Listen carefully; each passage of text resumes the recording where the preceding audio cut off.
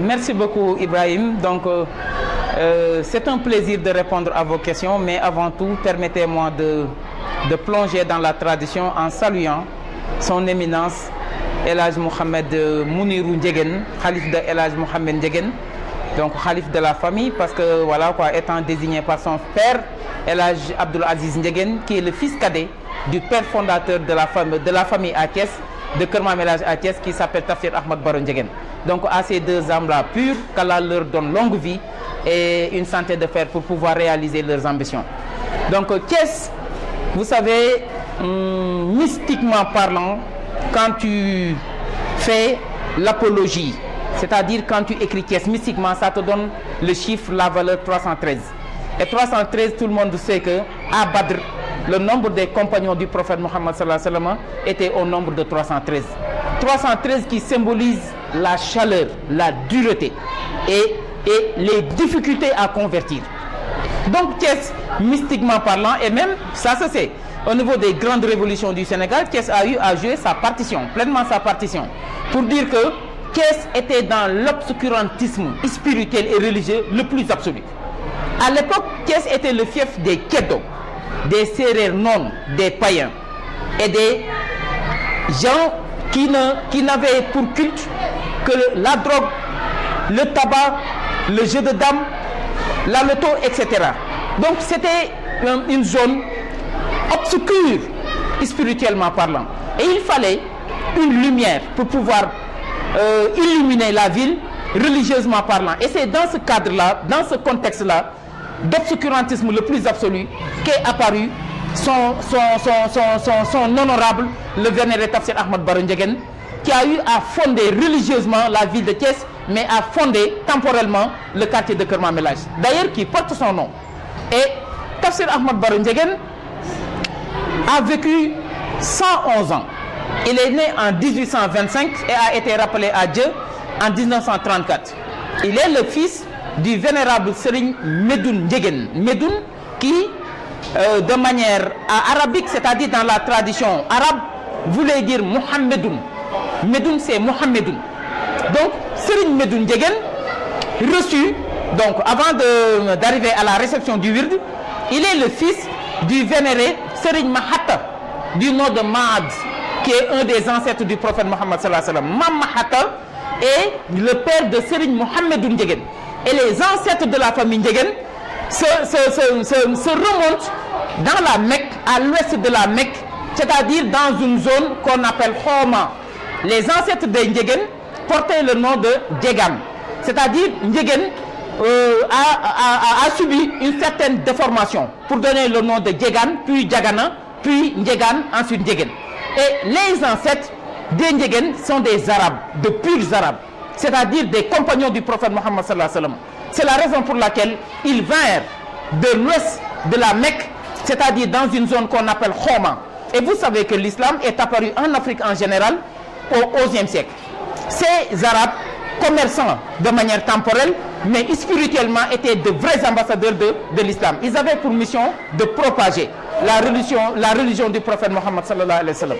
Et c'est donc petit à petit, en prenant pour prétexte le commerce par le troc, ces Arabes-là, ces missionnaires-là, franchirent Yudum, Kawiri Sigi, Gidi Maha, puis arrivèrent à Saki. Et ensuite étaient logés dans le Kaffrine, c'est-à-dire dans une zone qu'on appelle Kassas. Kassas et Noumadi, une zone où les Ndiéguène, chaque année au mois de février, effectuent leur ziar, leur visite bénie, au profit, au bénéfice de leur ancêtre, Mam Mahad Ndiéguène ou bien Serigne Mohamedoun Ndiéguène, qui est le père de Tafsir Ahmad Baro Ndiéguène. Mais là n'est pas le problème, Ibrahim. Le problème se loge où? C'est-à-dire Serigne, le vénérable Cheikh Omar Foutiyou Tall, qui est l'ambassadeur de la Tariqa Tijane, le vénéré Cheikh Omar Foutiyou Tall, qui reçut des saintes mains de Cheikh Mohamedou Ghali sous la direction et la bénédiction, voire l'ordre de Cheikh Ahmed Tidiane Chérif, qui est le pôle de la Tijania au niveau international et mondial. Donc, Serigne Cheikh Omar Foutiyou Tall, vous savez qu'il a illuminé, il a prédit, il a accueilli l'avènement des grandes figures islamiques du Sénégal. Vous savez que c'est lui qui a désigné, c'est lui qui a montré à Sokhna Diarra et à Serigne Momar Anta Sali que une figure allait naître de leur sainte union et cette figure-là allait illuminer l'ensemble du monde et allait propager et partager la lumière du prophète Mohammed sallallahu alayhi wa sallam. Il s'agit de Cheikh Ahmadou Bamba. Parce que c'est la raison pour laquelle on demande aux femmes d'être ouvertes. Cheikh Omar Foutiyou Tall a quitté là où il était et passé par là où habitait Serigne Mame Anta Sali et Sokhna Diarra.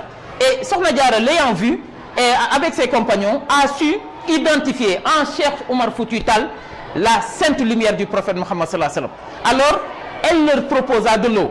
Les compagnons de Cheikh Omar Foutiyou Tall dirent non, ça va, on a déjà pris nos dispositions en termes d'eau. Nous avons un certain nombre de réserves assez suffisantes pour pouvoir nous approvisionner en eau. Cheikh Omar Foutiyou Tall dit non, il faudrait verser l'eau qu'on vient de recueillir et de prendre l'eau de Sokhna Diarra Bousso. Ensuite, Mame Diarra l'invita au domicile conjugal, tandis qu'au moment où Serigne Mame Anta Sali était souffrant, c'est-à-dire d'une maladie qui attaqua au niveau des reins. Et quand Cheikh Omar Foutiyou Tall l'observa, l'identifia, le scruta, fit une brève analyse de sa maladie, lui prédit que ce n'est pas une maladie. C'est juste parce que l'enfant que vous portez au niveau de votre ceinture, de vos reins, c'est le pôle de l'univers. Et sa grandeur mystique, la grandeur de sa station spirituelle est tellement importante que vous avez du mal à le porter. C'est la raison pour laquelle vous semblez être malade, mais ce n'est pas une maladie. Donc c'est Cheikh Omar Foutiyou Tall qui a prédit, qui a montré, qui a désigné l'ensemble des figures islamiques du Sénégal. Il en fit de même pour El Hadj Malick Sy, parce que Serigne Cheikh Omar Foutiyou Tall écrivit la Lijaza ou une sorte d'élévation mystique, c'est-à-dire de graduation au niveau de la tariqa. La Ijaza, on sait que c'est ce que nos amis mourides appellent le Cheikhal. Et Serigne Cheikh Omar Foutiyou Tall, radiallahu ta'ala anhu, écrivit la Ijaza pour Seydi Hadji Malick alors qu'il était dans le ventre de sa maman. Il n'était pas encore né. Et il dit à son oncle, garde bien ce Ijaza-là, c'est pour votre petit-fils ou bien votre neveu qui va venir et il sera le pôle de la Tijania au Sénégal.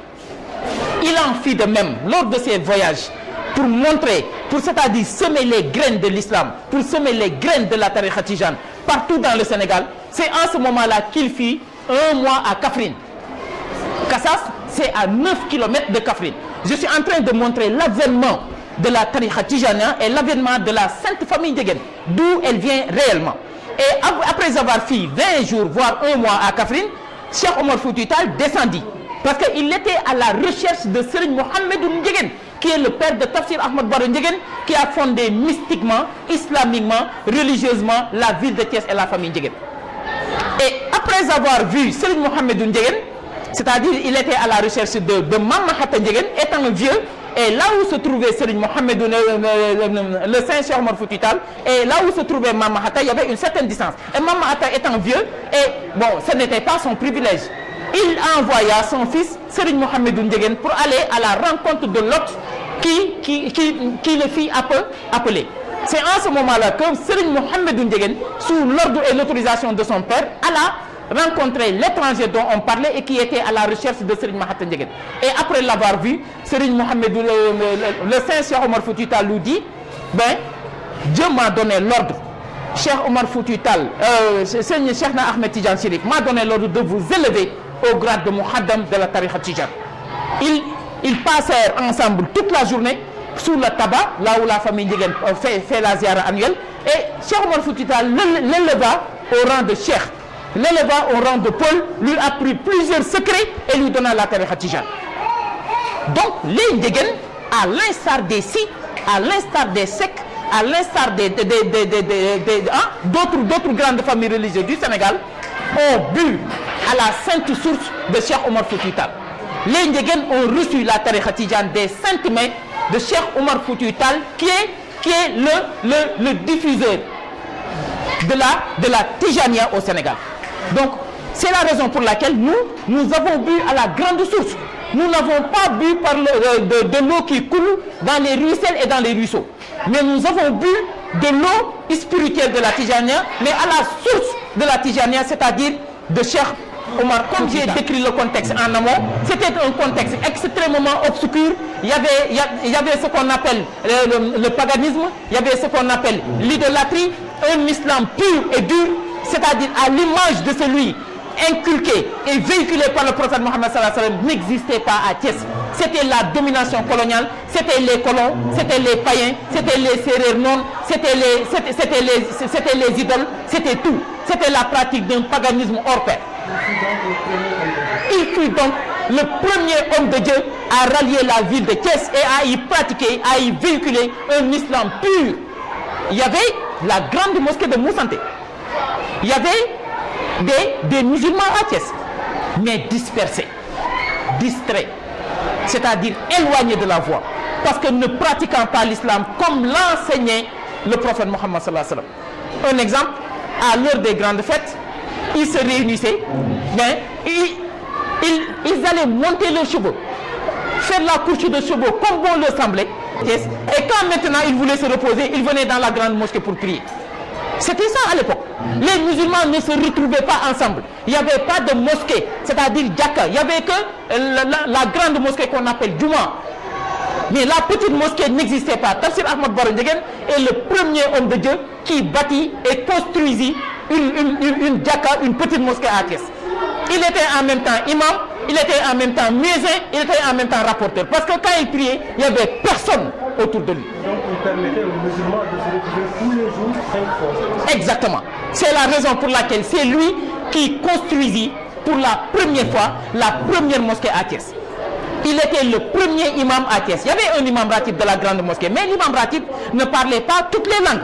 Et Tafsir Ahmad Baro Ndiéguène parlait wolof, il parlait tout couleur, il parlait l'arabe. Et vous savez, les hommes de Dieu au cœur pur ne se disputent pas, c'est-à-dire d'étiquette, mais ils se disputent, c'est-à-dire ils font la concurrence en termes d'éthique. Ils n'ont pas besoin d'étiquette, mais ils ont besoin d'éthique. Et l'éthique, c'est quoi? C'est l'esthétique du dedans. C'est la raison pour laquelle le vieux marabout, et du nom de Li, quand il a pris les vertus, la personnalité, le leadership, le charisme qui dormait en l'homme de Dieu, Tafsir Ahmad Baro Ndiéguène, il l'appela et lui donna la direction de la grande mosquée de Moussanté, qu'il dirigea pendant 7 ans. Mais vous avez les ennemis, comme ça se dit, non, les gens là n'avaient pas abandonné les rivalités, n'avaient pas abandonné les animosités contre ce marabout-là, cet homme de Dieu-là. C'est la raison pour laquelle un jour, il était en train de vouloir diriger la prière. Un quelqu'un, mandaté par qui on ne le savait pas, mais dit en toute assistance, étranger que vous êtes, vous n'avez pas le droit de nous diriger. Mais il fut battu jusqu'à ce que l'administration coloniale intervienne. Il fut incarcéré, 3 jours après, il mourut. Donc, vu tout ceci, la famille Ndiéguène s'est réunie en lui demandant: papa, non seulement, ou bien grand-père, non seulement vous êtes vieux, mais vous êtes assez fatigué. Chaque fois vous vous déplacez de Keur Mam El Hadj, quartier qu'il fonda en 1885. Parce que quand il est arrivé, il débarqua là où est installée l'actuelle gendarmerie. C'est là où il débarqua pour la première fois. Et sur indication du prophète Mohammed sallallahu alayhi wa sallam, on lui dit que l'endroit, vous ne l'avez pas encore trouvé. Et c'est Chérif Mohamed Fadel qui quitta Rufisque, le prit par la main pour l'amener au niveau du quartier de Keur Mam El Hadj, pour le lui montrer là où nous sommes. Donc c'est la raison pour laquelle Keur Mam El Hadj à Thiès, à l'instar de Touba fondé par Cheikh Ahmadou Bamba, à l'instar de Tivaouane fondé par Seydi Hadji Malick, à l'instar de Taïba Niassène fondé par Baye Ablaye Niass, à l'instar de Yoff fondé par Mam Limamou, Keur Mam El Hadj est une cité religieuse à part entière et non pas entièrement à part. Fondé par Tafsir Ahmad Baro Ndiéguène, fils de Serigne Mohamedou Ndiéguène, fils de Serigne Mahata Ndiéguène dans le Saloum.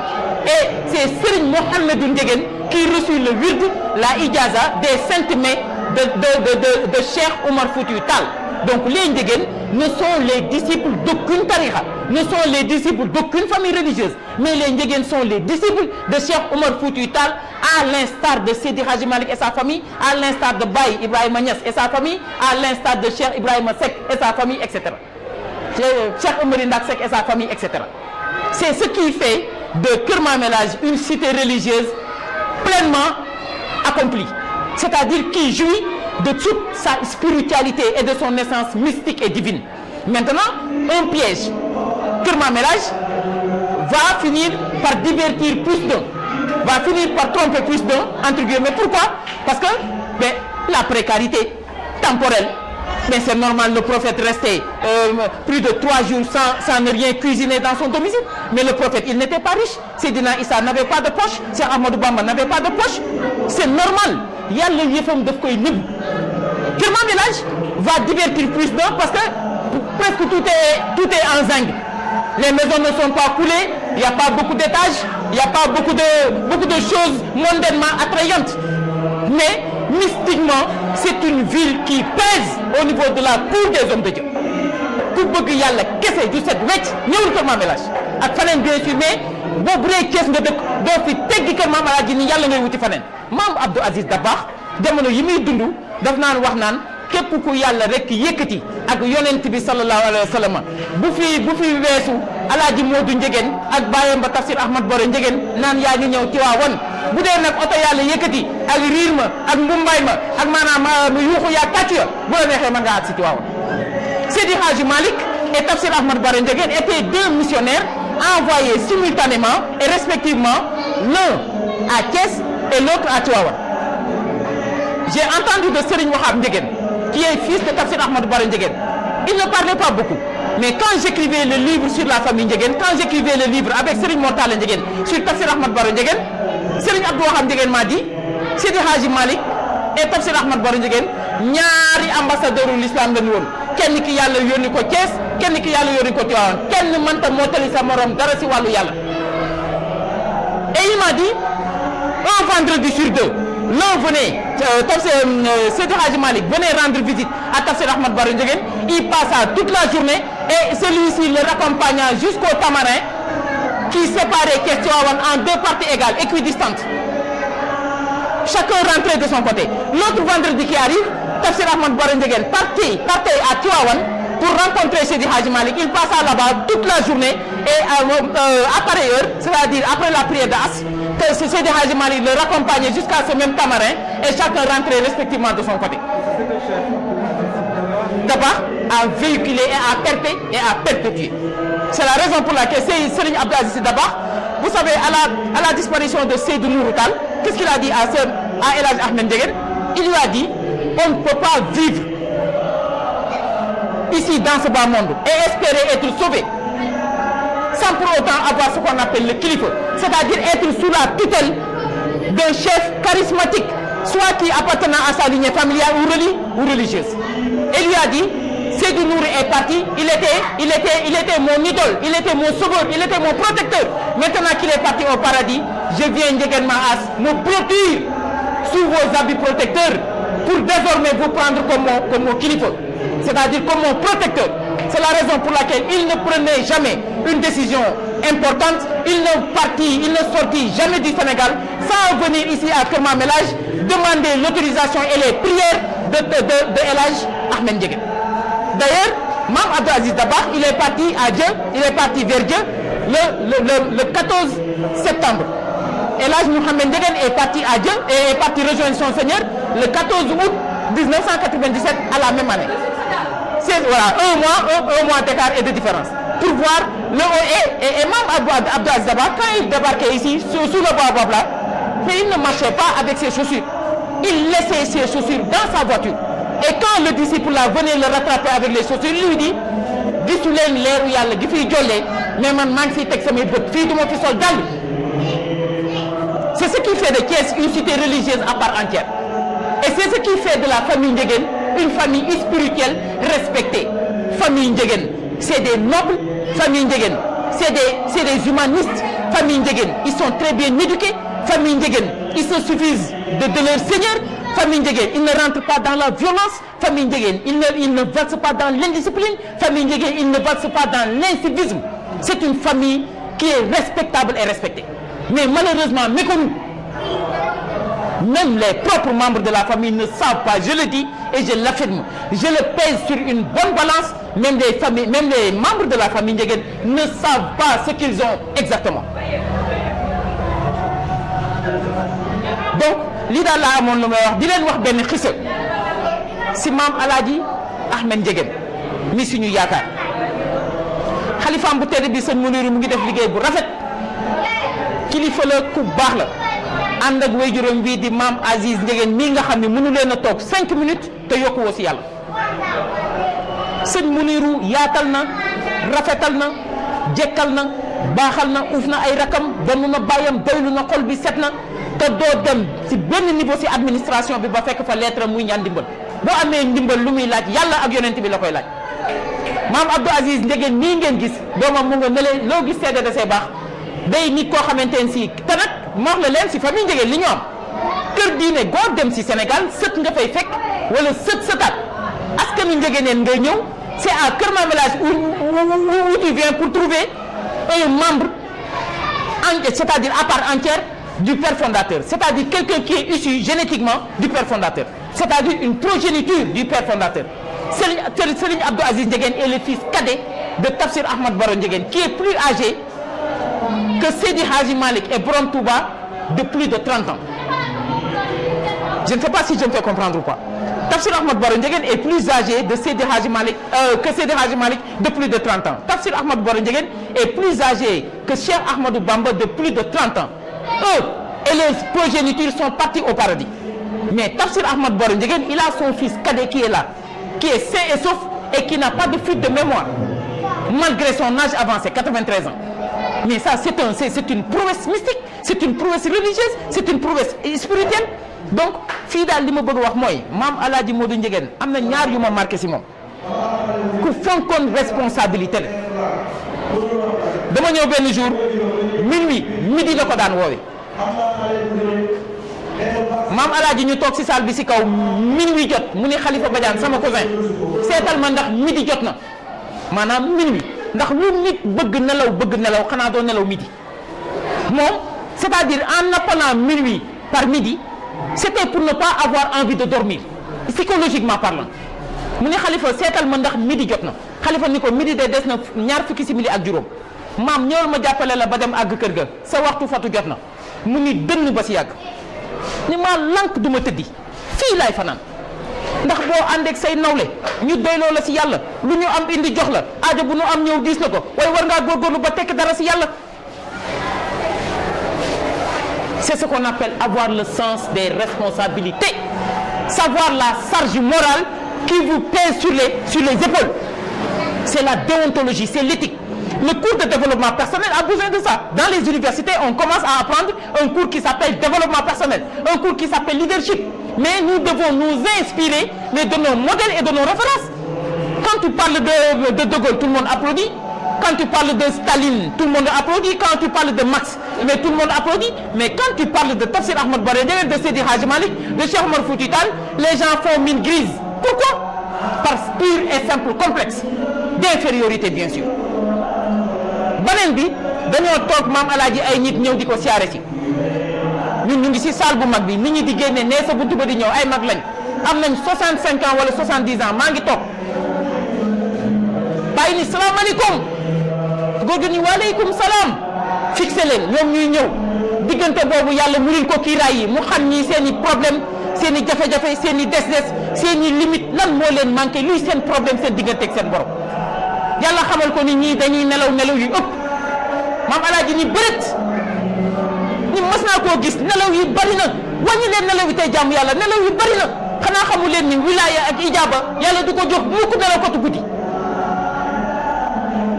wilaya mooy nekk wëliyu bokk ci gaay yi ñu fal nekk partenaire yàlla loo soo bëggee yàlla bëgg su yàlla bëggee nga bëgg boo defee yàlla def boo deful yàlla def bu yàlla defee mu neex la boo defee mu neex yàlla nga nekk partenaire yàlla nee na loolu ak ijaaba mooy lan boo ñaanee yàlla nangu nga jubóog sa borom nee na ñaar yooyu kat nelawkatu guddi du ko am da koy araamal. parewul de mu ne xanaa xamu leen ni 3 heures ba 5 heures 3 heures ba 5 heures nee na nit mën nga see raw si junniy morom ndax bi ñuy nelaw topp seen bakkan yow yaa ngi jaamu yàlla ak di ko sàbbaal di ko magal waaye du ngeen yem waay. kon maa ngi wax jeunes yi moom lañ doon waxtaanee léegi maak Ibrahima ak sëñ Alaaji Modou Sakhir Lo ñu ni problème mu jeunes yi au Sénégal mooy dañoo wóolootul mag ñi dañoo ragal jeunes yi ndax xale coiffé wu dabala daal di koy tente way neexul ñeme waay kon mag ñi dañoo ñemeetul xale yi parce que xale yi dañoo soppeeku xale yi tamit léegi wóolootuñu mag ñi ndax mag ñi la yàlla xam doy na ñenn ñi ma ko sane wax kon conflit de génération moo am gis nga problème mu Afrique du développement mooy réconcilier wu avec sa culture avec ses réalités culturelles loolu mooy problème mu Afrique mais gis nga bis bu ñu jubóog suñu bopp rek jubóog suñu borom te ku jubóog sa borom lu mu am jox la lu mu xam wax la parce que nee naa la Mame El Hadji Ahmed Baro Ndiéguène ñetti mbir faaw nga donn ko si moom bu dee yow taalibe Mame El Hadji Ahmed Baro nga bu dee yow maanaam taalibe famille Ndiéguène nga ñetti mbir yi bàyyi leen si xel bu baax boo ko amul war ngaa seetiwaat sa bopp te boo ko amee lum la jaral maanaam pour sàmm ñett yooyu na nga ko wuti boo ko amul lu mu la jaral pour nga am leen faratalee doon si yow lan leen ma ñett yooyu lan la ñett yooyu benn bi mooy kenn warulaa moom dara warulaa moom li dul yàlla suñu borom mi la sàkk loolu mooy liberté mais am na ñoo xam ni seen fasa leen moom am na ñoo xam ni seen oto leen moom am na ñoo xam ni seen jabara leen moom ginnaaw timis ku si sa jabar mere nga dof ah exe kooku jabaram moo ko moom mais nit da ngay gore bala ngay góor si dara da ngay gore bala ngay gore da ngay góor si dara bala ngay moom sa bopp da ngay mënal sa bopp kon deuxième dimension bi deuxième chose bi mooy indépendance mooy rikkuwaay li ngay suturloo di ko dundee la sa njaboot bu ko wékk si ñaqu kenn wala si poosu kenn ku dul yàlla suñu borom mi la sàkk ñetteelu mbir bi mooy nga ñage sa bopp fonk sa bopp ba ku la warta xamal du la xamal ku la warta yàpp du la yàpp mais ñett yi boo ko defee sa waay Ibrahima mais boo ko yëgee ak boo ko yëgulee mais libre nga sëñ bi waaye nit nag li Thomas Sankara doon wax rek un esclave qui ne revendique pas xaw ma naka kii ne mérite pas qu'on s'apitoie sur son sort loolu moo dal tey